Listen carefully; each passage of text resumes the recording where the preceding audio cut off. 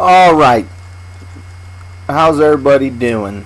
So, today, if you look up on the board, the problem of the day, okay, we will go over that problem of the day tomorrow, but what you want to do is factor a GCF out of there first.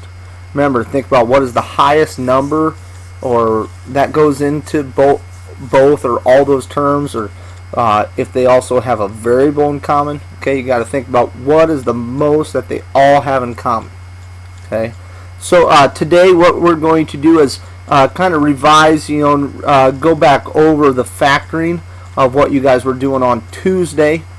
Okay, so let's look at these notes and these examples and maybe see how that could connect to what we were doing on Tuesday.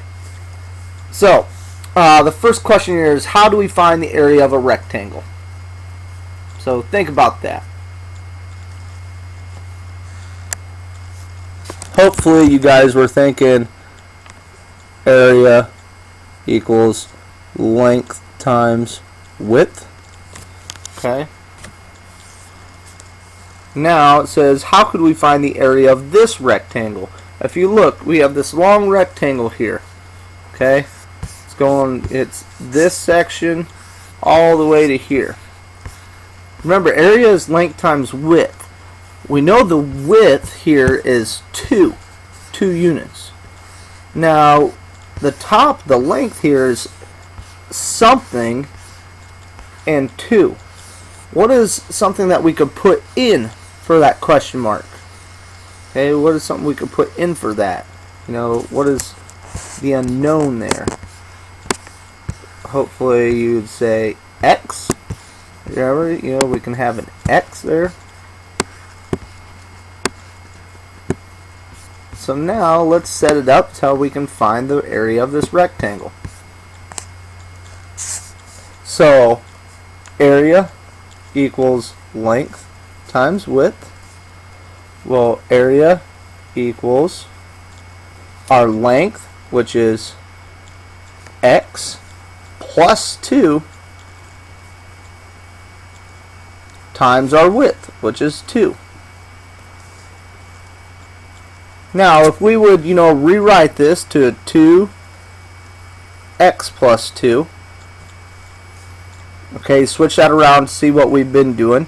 We would need to distribute the 2 to everything inside of the parenthesis.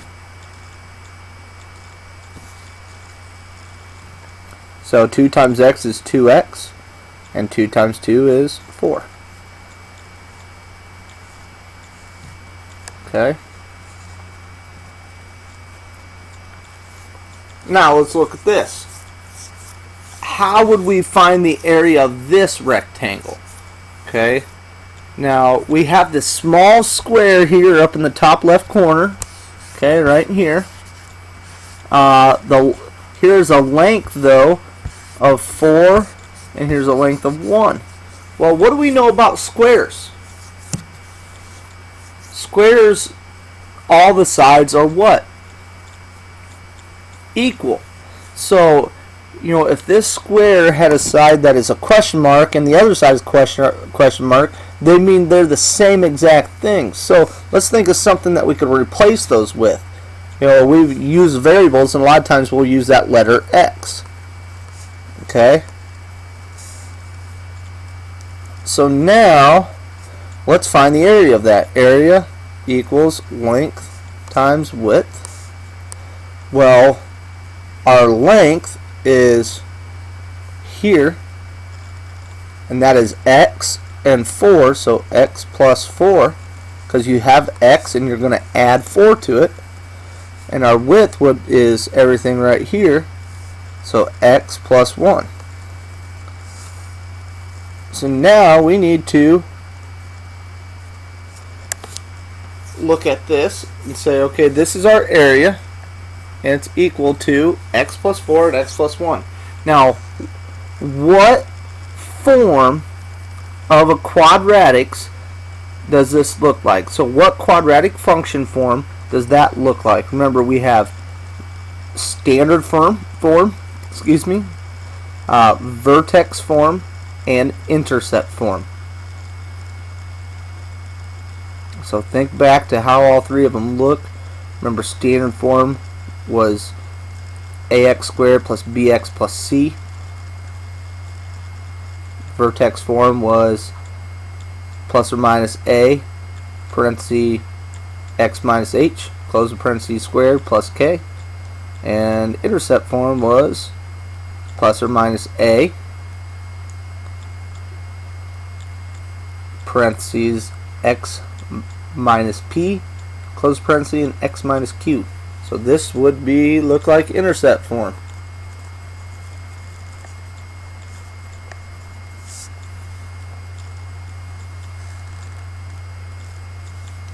Now we're going to take that from what we just got in that last slide, and we're going to convert it from intercept form here. Y equals x plus 1 and x plus 4. We're going to convert that by multiplication property. So we're going to distribute, and we're going to change it to standard form. So x times x and x times 4. So y equals x times x is x squared. X times 4 is 4x. Now I'm going to have to distribute that 1. 1 times x is 1x. And 1 times 4 is 4. Now I do this a little differently. I like to write my like terms right underneath each other. Okay. So I have y equals x squared. 4 plus 1 is 5x plus 4. But remember, there's many ways that we can do this. Okay. So by multiplying, by distributing. So all we did was take it in intercept form, which has the two sets of parentheses, multiply it out by distributing to get y equals x squared plus 5x plus 4. That puts it in standard form.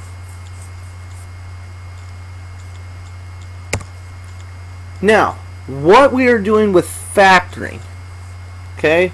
What we're doing with factoring is just reversing that process of distributing. Okay, some people like to use the term FOIL. Okay, remember, FOIL is when we multiply first, outside, inside, last. Well, to factor is just unfoiling it. Okay, it's doing the reverse, the opposite of it. Okay, so let's reverse this process. Okay, we had x squared plus 5x plus 4. Steps to factoring. First step is factor a GCF. Now that is if possible.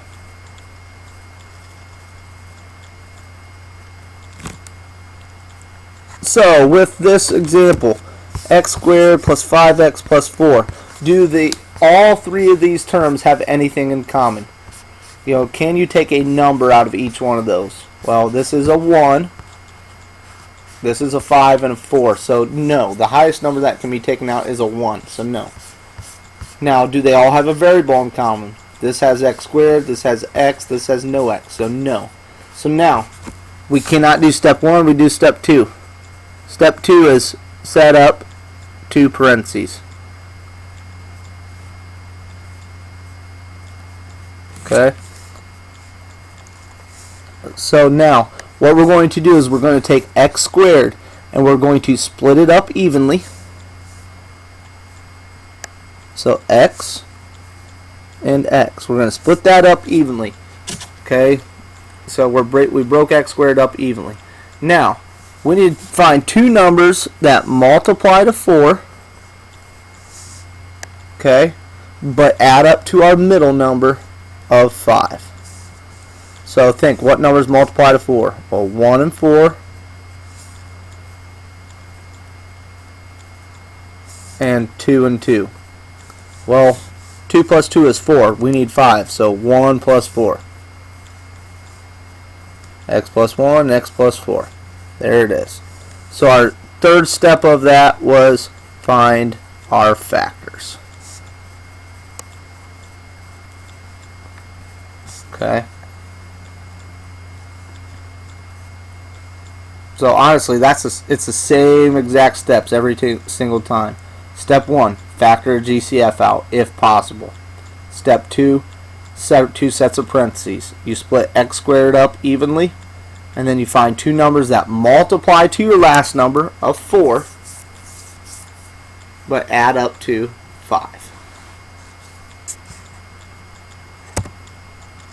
So what do we call numbers you multiply together to get another number? For example, 2 and 3 are what of 6? Remember, 2 times 3 equals 6. So if we go the other way and break it down, 2 and 3 are factors of 6. Okay? So now, since we multiplied x plus 1 and x plus 4 together, and when we added combined like terms, we got x squared plus 5x plus 4. That means, when we break it down, x plus 1 and x plus 4 are factors. Okay? So now, let's look at a couple examples from your homework. These are from the homework that you guys got on Tuesday. Okay? So number 2. 3b to the third minus 33b squared plus 84b. First step, find a GCF out of these if possible. Well, 3, 33, and 84 are all divisible by 3. Now, b to the third, b squared, and b, they all have at least one b in common. So our GCF is 3b. Now, 3 divided by 3 is 1. We had 3 b's, we're taking one away, we're left with b squared, minus 33 divided by 3 is 11. You had 2 b's, you're taking one away, so you're left with a b. And 84 divided by 3 is 28, and these b's cancel out. Now, since the stuff inside of the parenthesis has the highest exponent of 2, we might be able to break these down farther. So we're going to have to look. I took b squared and I split it up evenly. Now I need to find numbers that multiply to 28 but add up to negative 11. How do we multiply to a positive number? Well, 2 positives or 2 negatives. We need to add up to negative 11, so that means both of my numbers are going to be negative. Numbers that multiply to 8 are 1 and 28, 2 and 14, 4 and 7. 4 and 7. What if I made those both negative? Negative 4 minus 7 is negative 11. There's our two numbers. And there's our factors. So 3b, then b minus 4, and b minus 7. I only got like 2 minutes left, so I got to get through these last two. So, number 3 here on your assignment, on your homework, n squared minus 8n. Do they have a GCF?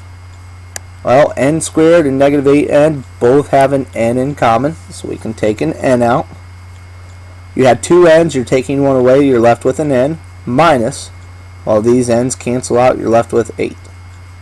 Now, the numbers, the highest exponent you have inside there is just a 1, so we cannot break that down any farther. Now let's look at the last one here. Number 4. B to the third minus 3b squared minus 54b. Well, the numbers in front, so you have a 1, a negative 3, and a negative 54. Well, 1 is the only thing that can go into all of those together. Okay, so, but 1's not going to change it. This has 3 b's, this has 2. The last term has 1, so you can take at least 1 b out. So we're taking that GCF out and writing out in front. B to the third, you're taking 1 away, you're left with b squared. Minus 3, you had 2 b's, you're taking 1 away, you're left with a b. Minus, and these b's cancel out, so minus 54. So now, b squared minus 3b minus 54 might be able to be broken down. So I'm going to split b squared up evenly to b and b. And I need to find two numbers that multiply to negative 54 but add up to negative 3. Well, one has to be positive, one has to be negative. 9 times 6 equals 54. If I made the 9 negative, negative 9 plus 6 would be negative 3. And there it is. So look through those other problems on that.